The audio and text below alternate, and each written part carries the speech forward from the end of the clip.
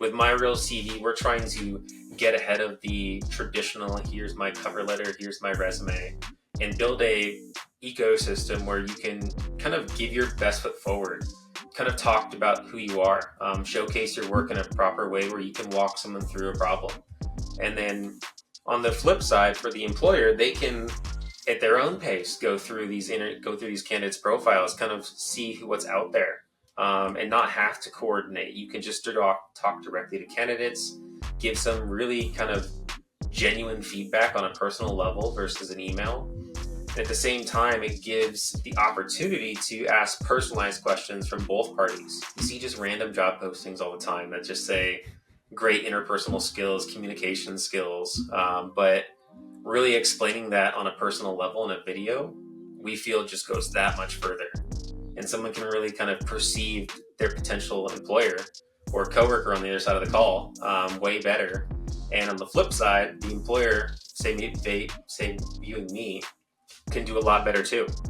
Just, hey, I feel like the guy's a little timid right now. There might be more to unfold there.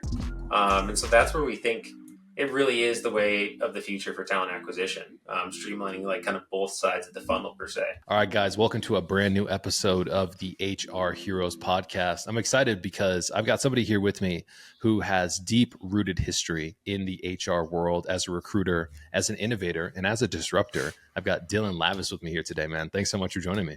Yeah, dude, happy to be here. Excited. You know, it's going to be a cool conversation because we're going to have a little bit of a different perspective today on kind of the HR world, especially kind of how you guys are disrupting with My Real CV in the recruiting space as well. Because I know these legacy systems that we've been operating in for the last couple of years are ripe for disruption. And so I'm really excited to be able to kind of hear what you guys are doing with a different approach in innovation, but also really kind of diving into kind of your backstory and how you kind of got into this as well. And so what I want to do first is kind of give everybody an understanding of you as an athlete. So I know that you have history and passion for volleyball. So why don't we kind of dive into that history of your experience and kind of how that organically took you into the world of recruiting as well? So, I mean, I guess it starts way back a long time ago. It was in my blood. My mom met my father playing beach volleyball when they were young. Grew up in Southern California. I played beach volleyball with my dad as a kid. High school, college, I moved overseas, played in Holland. And then I got back. When I finished my playing career in my early 20s, I got into coaching. And that's where getting that fun experience of going into college, the recruitment process, I wanted to give that back while also coaching was just like fun to me. It was like real life Madden.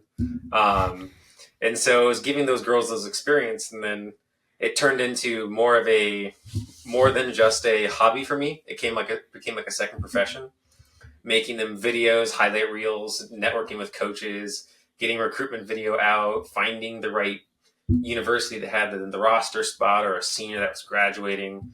So it was a really great transition from sports per se into, once my recruitment career finally, like the door was open and I could maybe take that jump, I had brought a unique perspective of almost 10 years of experience, but no professional experience in the recruiting world. Like, it was a different kind of interpersonal skill that I could apply and then just be successful day one. Man, it's really cool because I feel like the best opportunities in life come from when our passions get intertwined with opportunity. Oh, yeah. And when it's like when you're coming through the sports world, being able to kind of recognize your passion for volleyball and how that organically kind of helped you, I would say, gain that grassroots knowledge of how you can kind of position these athletes by your experience of saying, hey, I know what type of videos they're looking for. I know how to position you. One thing that you said in our previous conversation, which I thought was awesome, that I want to kind of highlight you for, is you've helped place like 60 athletes into, you know, these big opportunities. So you're also impacting lives as well. So it's not just about your skill set of recruiting, but you're also putting people on, which I feel like is so sick. Yeah, like I know for me it was having a coach in high school and then like getting that opportunity to go somewhere. It was like just that vindication of working so hard, having that commitment. Like I had a famous quote as a kid: "Sweat plus sacrifice equals success." I loved it. I always lived by it. And it's like, that's where in any capacity, whether it's sports, professional, life, you can live by it and it can really pan out for you. And so switching it to the coaching, it was cool to see so many kids buy into like a simplistic system, and then like seeing them achieve their dreams was super cool. Like from an adult perspective, like I did it, now it's your turn. So it was a lot of fun. Why do you feel like so many people today struggle? And this is something that's on the front of my mind because I'm a huge advocate for you have seasons of sacrifice to put yourself in huge opportunities later in life. So sweat plus sacrifice equals success. Why do you think so many people kind of, I would say, struggle with that idea, if you will, of what it really takes to accomplish great things? I mean, I think it's a lot of things. Number one, I think it's like the keeping up with the Joneses. I mean, everyone's a culprit of it, whether they admit it or not. It could be 1%, it could be 100% of them. It's just always not looking at yourself and looking at others, whether it's a positive reflection or a negative. It's a skill, and I think COVID was really tough on a lot of people. And I think in the last 4 or 5 years, it's really changed, better or for worse, people all over the globe. Whether you're, for me, I was in an office, cubicle farm every day of my life for work, and COVID hit, and I've been working from home ever since. So for me, it was a lot of like the sacrifice of, hey, you got to get out there, get out of your comfort zone, really push yourself for something. I think these days people are so just uncomfortable with being uncomfortable that it's just that's not the norm anymore. People want to feel comfortable. They want something easy. And I think the people that know the struggle, know how to put in the work, like it always pays off. Yeah, man. One of my favorite all-time heroes from an athletic position, but also kind of like a life approach position as well, is over here in the corner. I've got a picture of Kobe Bryant, who's holding his championship trophy. And when I think about the Mamba mentality, he talked about the work ethic, waking up at 3 a.m., being able to work out 4 times in a day compared to somebody else's 2, equaled in 5 years from now, you'll never catch me. And I've just always really appreciated kind of that mentality, that Mamba mentality, if you will, of doing the necessary work because nobody else is going to do it. I mean, it's so easy to win today because everybody seems to be so okay with the idea of mediocrity, which I feel like is just something that we're seeing all over the place. I mean, I grew up in LA, so I know Kobe. He's a great example of not only a successful athlete, but a successful person where you know you're great when other people tell you. You don't have to talk about yourself. You just do it. Like, and I think that his mentality, that was that. He just would wake up and I'm not going to even think about it. I'm just going to go do it. And he became so great, and everyone tells him. He doesn't have to go out and say anything. Like, he just focuses on himself. And I think that is a talent in and of itself, is just purely inner focus. Yeah, I mean, confidence does not come from shouting affirmations in the mirror, but having a stack of undeniable proof behind you that says you are who you say you are. And the work is a great way to get that done. You know what I mean? Yeah. I want to use this opportunity to kind of bridge our last episode with today's episode. So our previous guest was a senior director of HR for a university. His name is Drew. And he wanted to ask you a question. His question was, tell me about the most difficult thing that you've dealt with, and tell me about how you can apply the lessons that you learned through that experience to the challenges and opportunities that you face today. I mean, for me, I'll take that as a personal question versus a professional question. I'm a very social person. I mean, I got into my career in business administration, marketing, and obviously recruiting. But then going from a work office environment, talking to people every single day, the water cooler talk, just getting out in the world, to working from home, like that's a big transition from literally a 2-day period. It wasn't like you got warning. So I think for me, overcoming that was a huge struggle personally. But it also made me evolve my mentality of networking, going to events, being more ambitious, doing things on my own. I know a lot of adults and anyone really, going out on your own is an odd thing to do. Like, most people don't go out to eat by themselves, events by themselves, and getting out into the world from a remote perspective definitely changed, and I had to evolve into that. But it panned out very well. Not saying it wasn't struggles. Sometimes it was standing at a conference by yourself as the only person, like, okay, I'm gonna look on my phone for a second or two, but no, you just got to go talk to them. I mean, and it's that overcoming that anxiety a bit has taken me all over the world to conferences. Sweden, Albania, Malta. I mean, I've been all over Europe, traveling, meeting people. So it's getting out there, not being afraid, and just being comfortable, being uncomfortable. I think I'll go back to that and do the callback. Yeah, man, there's just so much. Like, I want to say it was Tom Hardy who said, once you become okay being by yourself, you become dangerous. Yeah, and being I've able seen to that kind too. of be that own, I would say, self-prevalent individual who can just go out in the world and do their own thing and they don't need the support of others sounds like a kind of like a demonized idea. But when you're alone and you're dangerous by yourself, man, the world is your oyster. And so I want to kind of use that as kind of an opportunity to segue into kind of your recruiting journey. So you talk about going to Albania, you talk about going to all these different places. Now I know that you're also recruiting at this point in time for the gaming industry, which is something that's completely unique to the podcast. So let's kind of talk about the journey in the gaming space, what that actually means, because I'm here in Vegas and people think that means slot machines, but you're talking about a completely different type of gaming. Yeah, so game development, building video games, but it's also building the hardware in a sense, the game engines that they're built off of. To put it frankly, gaming when it was hit by COVID, it was amazing. As everyone was home, no one could go out, so gaming got massive. A lot more funding got sent into the industry. Games got produced at a quicker rate. More people were getting hired. It was a fantastic time. 2002, 2000 or 2022, 2023. But now we've had a recession. People are going back to work. All the advancement of AI, people are fearful it can take jobs. There's been alone this year 30,000 people that have been laid off. Last year, I think it was 15, 16,000 people, the last number I saw. So it's a rough time, but it's also a time to kind of like self-reflect. Like COVID just hit us later in a sense. And now it's our turn to evolve. Um, we kind of made the quick evolution into working remotely and Zoom calls and being able to have that operation across the globe. Now it's the next evolution of how we can advance past the tech that has shown up to get into the game development industry and like really expand out and try to see where people's imaginations can go. Yeah, I mean, technology in itself has an interesting way of impacting us in different times. And I feel like you talk about the recession, if you will, of gaming. It seems like the pandemic has its way of affecting us all at different times and in different ways. And so it's interesting to kind of think about the recruiting process for the gaming industry. And so I kind of want to use this as a bridge to talk about, you being head of business development for My Real CV. Let's talk about what's wrong with the landscape of recruiting as people know it today and kind of how you guys are shaking stuff up. So a lot of recruitment in our company, MyRoCV, we have 40 years of experience in recruiting in gaming, technologies, software engineering, cybersecurity. And what we've discovered is it's like the process seems to be broken. Too many pieces in the puzzle. It's hard coordinating people, and we're trying to change it for the better and give the advantage back to the candidates. Everyone knows that the advancement of AI is here. It's the day and age of technology.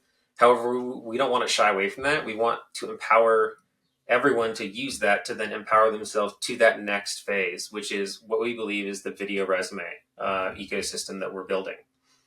With My Real CV, we're trying to get ahead of the traditional, here's my cover letter, here's my resume, and build a ecosystem where you can kind of give your best foot forward, kind of talk about who you are, showcase your work in a proper way where you can walk someone through a problem.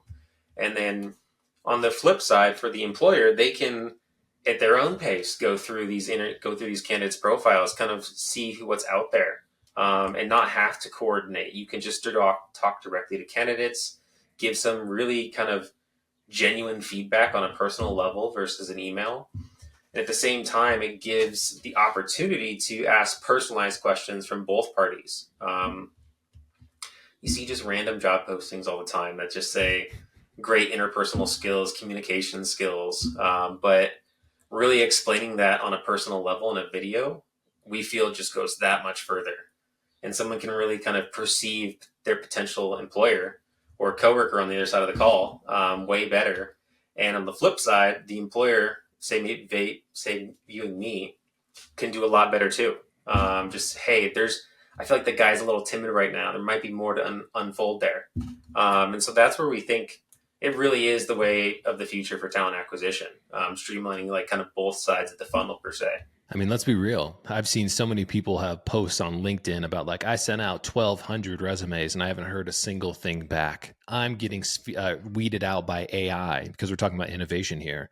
If you want to really kind of, I would say, zig when the AI is zagging, being able to be your personal self, being able to show up as your authentic self is a great way to be able to leverage who you truly are, opposed to just the resume. Because there's a million resumes for a job post, but there's only one you. And so I want to kind of talk about how you guys are anticipating I would say, the merge, if you will, with kind of the new generation of people who are used to showing up on video compared to where we were in the past, if that makes sense. Yeah, like I know even for me, I got out of college 10 years ago, and the content creation is, I was just at the end of the phase. I feel like where I could have either gravitated or just pushed it aside. But I think it's the future.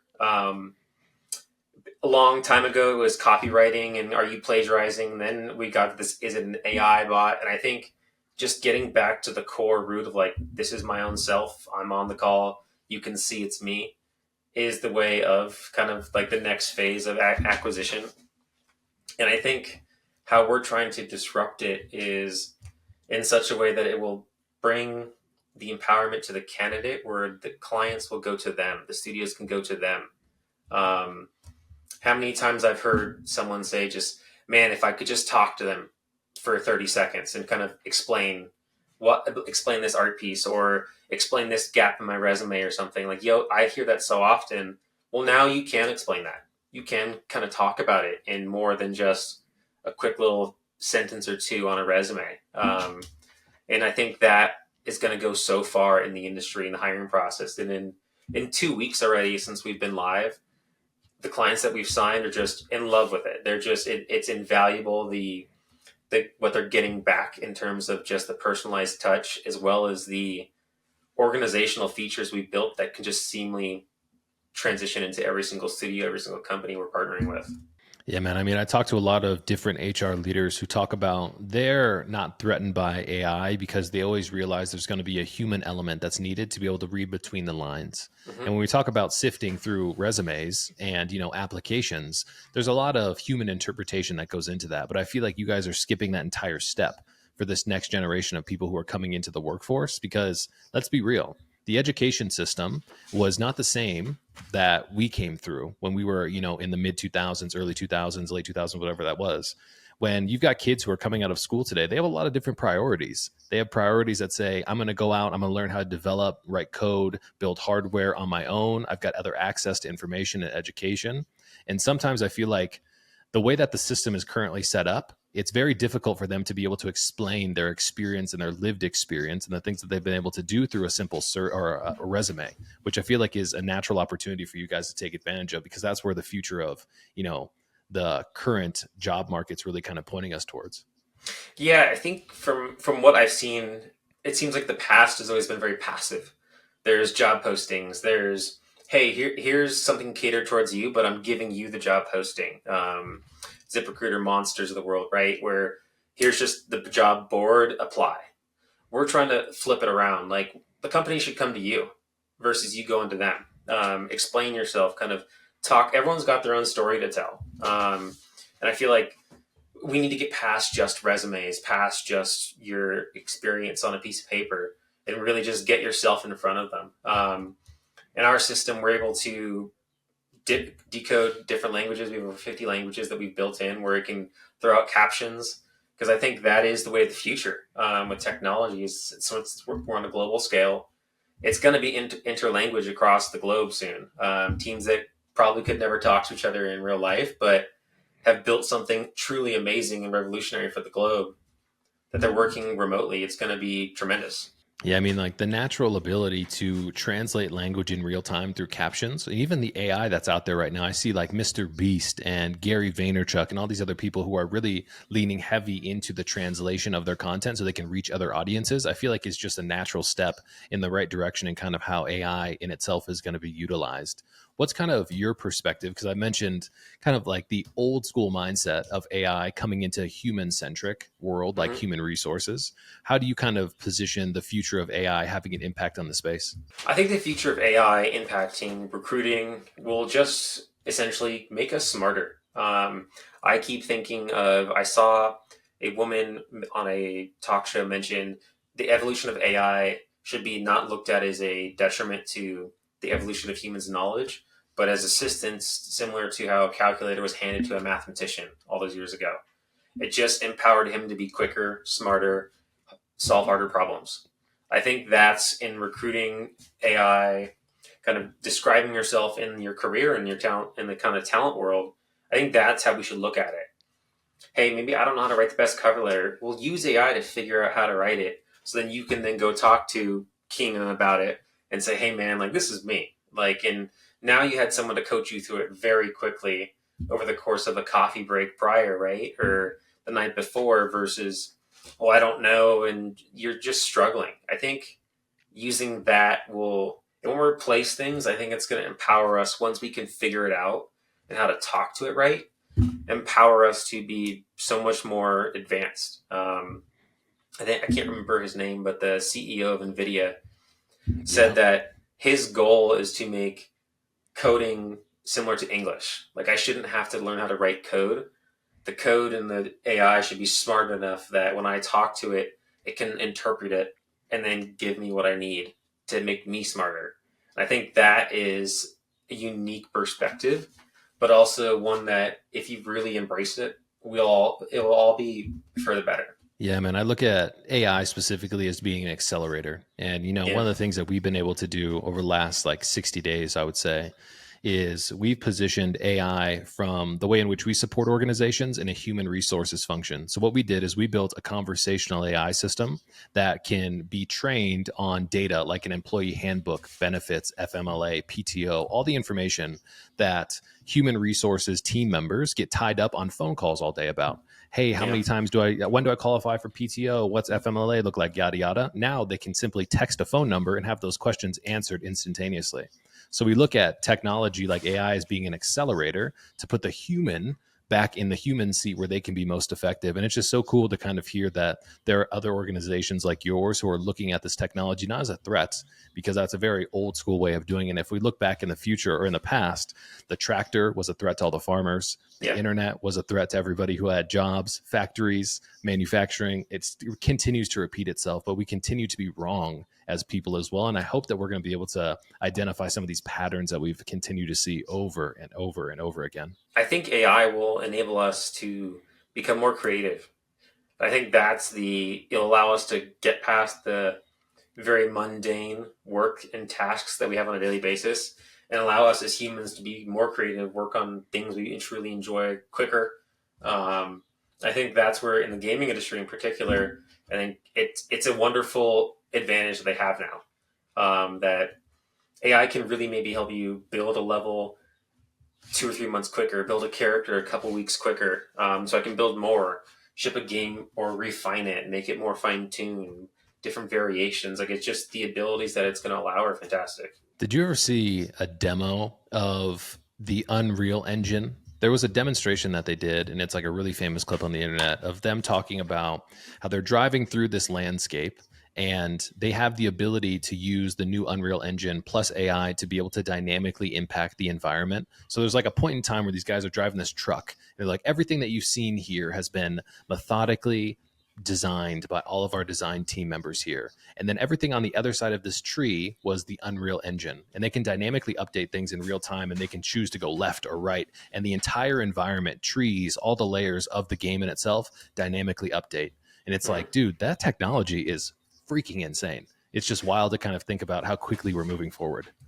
Yeah, I think for me, the first thing in gaming that really hit a chord of AI was the ability to talk to a non-playable character, a little robot in the game, and it can almost never have the same context. Every time you ask it the same question, it'll always give you a different response now of endlessly just varied kind of conversational pieces. So I think that's where it's going to be a crazy advancement for video games. I mean, there's the next gen of platforms is coming out here in the next 12, 18 months, I'd assume. And I think people are going to be blown away. Let's kind of talk about that, because that was something that really had me geeking out in our last conversation. Some of the technology that you've been able to see kind of in your conferences, all the different places that you've seen. Technology in itself is moving so quickly, but I don't think people really understand how quick or how close we are to certain things like haptic suits that we're going to be wearing, like infinity floors that Disney released and stuff like that. So why don't you kind of talk about kind of the next generation of the games that we're going to start seeing around? I think the next generation of games it's kind of I mean, you always got to start with the console games, PC, mobile. I mean, mobile games have gotten so advanced in the last 12, 24 months. PC games, Xbox, PlayStation, they're just going so quickly that people need to realize to like maybe give the developers a break in a sense, because we're getting to the point now where we don't want to rush things. Like we want to be patient, give them a chance to fine tune it to make sure it's really conceptually what they want to produce out. I think the advancements of artificial or not artificial intelligence, but augmented reality, virtual reality, kind of how things are evolving. I think we're on that path, but at its core, I think that's almost a generation away. It sounds weird. I might be a rogue saying that, but I think we're not quite there to the point of the current generation that has shown up that's in the video content creation, hence like my real CV. They're all about video content creation, right? And that's this generation that's just showing up. We were the generation of a console, so I think that's still going to be around for a long time. But I think maybe that next 10, 15 years, when the kids are growing up with a VR headset versus an iPhone versus a Game Boy, right? Like versus the console prior, like I think we're just getting into that next generation of consoles where the next 10, 15, 20 years, there's truly will be an advancement where when we're somewhat older, we'll be able to kind of in our retired time, maybe take advantage of all these cool new toys that are out on the market. Yeah, it's an interesting concept. I was having a conversation with this other guy on the podcast. His name is Chris Gillett. He's the former VP of Global Employee Engagement for DHL. And we were talking about the advancement of technology. And he was talking about we need to be aware that technology exponentially accelerates, but society in itself lags behind. And he used the example of in Asia, they are very quick to try and westernize. A good example, he's like, I went to an airport and saw the gates that you normally pull up to the parking lot. You press the button, you take the ticket, you drive through. It creates efficiency. There, they didn't have the ability to replace the person who was at the guard gate because they wouldn't have a job because society wasn't moving quick enough. So you had 6 different people sitting at a guard gate who would reach around, push the button for you, and then hand you the ticket. And he was like, this is so inefficient. But what he realized there was just because technology moves quickly, society lags behind it. And we have to be able to kind of catch up. And that's what I really think about when we talk about VR and augmented reality. Although Apple just dropped the Vision Pro, it seemed like there was a quick little burst of time and effort that people are putting into it. But it seems like it maybe have fizzled out a little bit because I don't think society's really kind of ready for that tech, which is a really interesting concept to kind of think about. I think it boils down to like at the end of the day, like from my personal opinion, it's how often you're going to buy multiple devices for someone. I think it's the mobile games have gotten so massive because everyone's got a mobile console, and like I think Meta's now got their Ray-Bans that are pretty spot on in terms of creating content, talking to you. I think now we're getting to the point where the Apple Watch was there. It's the wearables. I think that will get this next generation, 2020, 2030, they'll finally get into that wearables market. I think that's where then, once there's people growing up with it, that we're discovering how they're making content, how they're using it for their own selves professionally. That will really advance the rest of society and pull us all along, I think, just comparatively to how the iPhone pulled us all along, N64, PlayStation, Nintendo, Game Boy, all those other products. Yeah, man, I think about one of the things that I've always thought about augmented reality. And when you're talking about the wearables, I would love to see the Apple Watch be able to have a digital footprint of what Costco or the supermarket looks like. I can then look at my watch and it will lead me through the store to all of my different little items. So to the milk, to the eggs, to the sandwiches, to all the meats and stuff like that. That would be a great use case for a little arrow to follow me or show me exactly where I'm trying to go to. And that's a use case that I feel like people could conceive. Because I feel like just because how quickly technology is moving, there's a lot of skeptics out there about, I'm not going to adopt that because I don't want to even touch it. But I feel like there's a perfect place and time for technology to be an accelerator like you guys are doing at My Real CV, because it's at the perfect time and the culture in itself is kind of adopting the technology, which pushes you guys forward too. Yeah, I think right now, like that's where we're the last 6 months we've been developing this platform, and we will continue to, obviously, for the next kind of 6 months, as we're getting our other versions launched. But I feel like everyone's been writing amazing resumes, everyone's writing amazing cover letters, and no one's really getting their face out in front of it. And I think that's where, quote, my real CV, we can get your face out in front of it, your real self, and kind of get ahead of the game. I mean, I think that's the way of the future, just being very more open with talking to, say, a computer in a sense. And I think that's where we're going. And I think with the AI, artificial intelligence, these wearables, like we have to be more kind of used to talking and working with technology on a daily basis, because I think it is the future. Yeah, I mean, I think necessity drives adoption.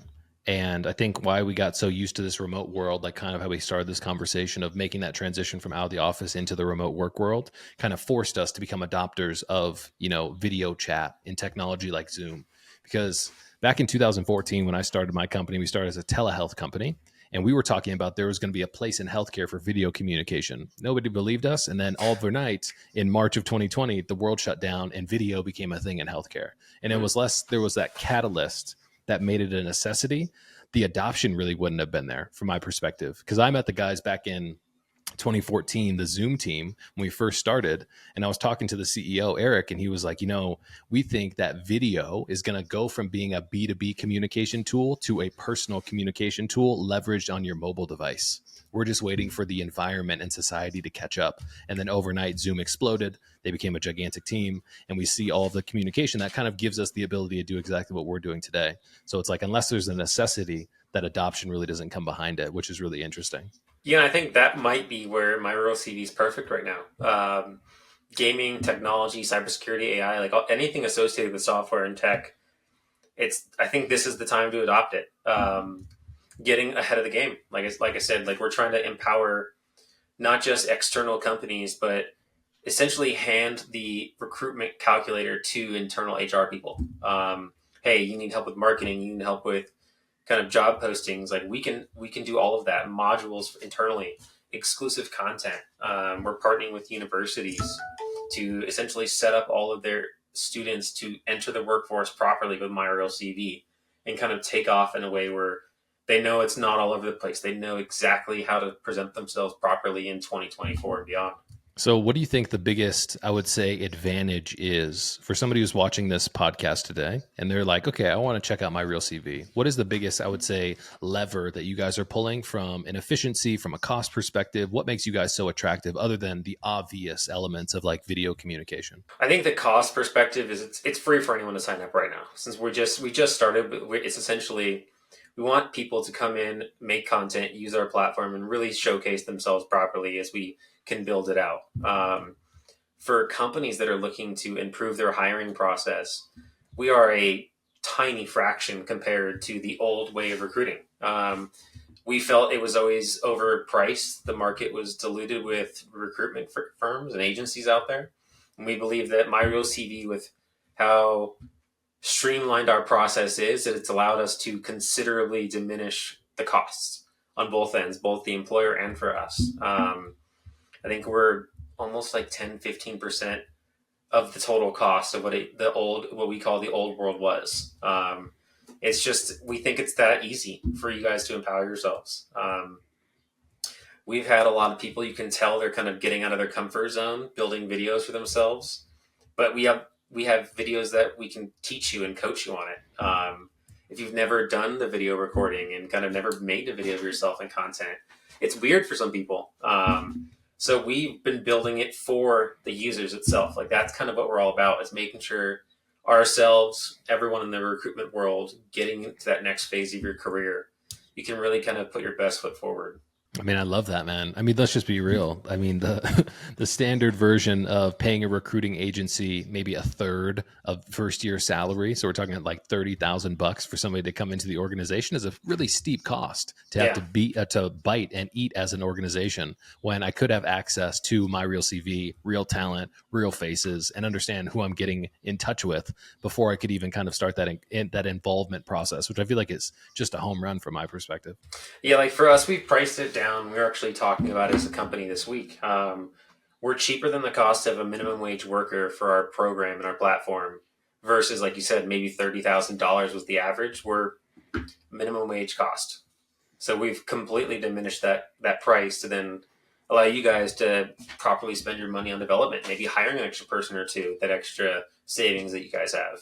Man, it's crazy. I just think you guys are in the perfect spot to be able to take advantage of the pendulum swing in the direction of video creation. It's becoming more popular on every single platform. Everybody's becoming a content creator, so you might as well leverage that skill set in your opportunities to be able to become a better professional and create opportunities for yourself and, just a better lifestyle. So I feel like that's absolutely killer. I want to spend the last couple minutes here giving you a little bit of props and an opportunity to kind of talk about your competitive greatness and your recent accomplishments. I know that you and your volleyball team just qualified for a national tournament. So I want to kind of hear, how are you taking that professional side of what you're building at My Real CV and kind of also thinking about your personal competitiveness that you've been able to accomplish recently with your volleyball team, and how does that kind of, I would say, fortify you for the future?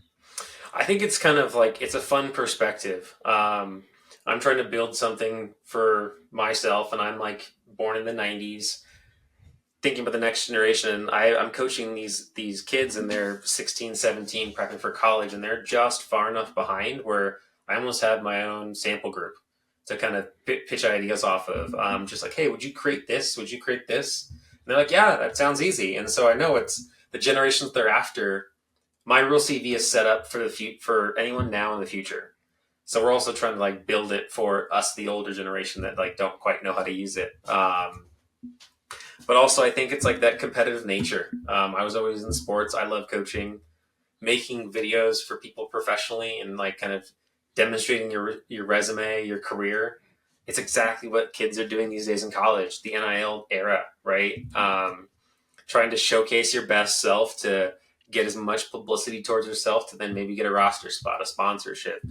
And so I think it's a fun challenge in a sense to go back and forth, because I feel like I'm going against the same obstacles in both arenas, but it's not quite the same challenge. It's a different variance on each side that I truly like. I love stepping up to the plate and kind of going after it. Man, I love that. The one thing that I continued to say in my head was, you guys are future-proofing your business towards the next generation and the wave that's coming in, because there's no better place to be in than ready to catch all those low-hanging fruit that are falling from the tree, rather than trying to say, where's the bucket at and how do I scramble to kind of be ready for the market. So huge hat off to you, man. I think that you guys are doing an absolutely amazing job, and I can't wait to kind of see where My Real CV goes, because I know it's going to be super successful, and you guys are already crushing it, as you talked about over the last 2 weeks. So I can't wait to see what the future looks like for you guys. Yeah, I'm super excited. We got a very bright future. We're going to be we're global, so we're hopefully going to be jumping around to conferences all over the globe in the next 12 months. But yeah, I'm excited to see where we're going to go. It seems like we're trending in the right direction. That's right. Well, I want to use the last couple seconds here as we kind of land the plane for you to pose a question for our next HR hero. What do you got for me, Dylan? So this is a question that I used to ask recruiters, and I like asking almost anyone. In a sense, it's a way to get to know someone in a different manner. If you could teach me something from your industry, your discipline, your career, your own professional life in the next 2 minutes, what would it be? And I think it allows someone to think outside the box and try to think of, okay, could I explain something to you that I do on a daily basis very quickly and efficiently that might spark your interest? I would love to hear what the next person has to say on that, if they could try to get that elevator pitch on their own career and what they're working on. There we go, man. I love the pressure to be able to articulate our ideas like that. That's a great question, man. Well, once again, I just want to say, for everybody who's tuning in, watching, and listening to the HR Heroes podcast, Dylan Lavis, man, you crushed it. Thanks so much for being on the show. I appreciate you. Thanks, man.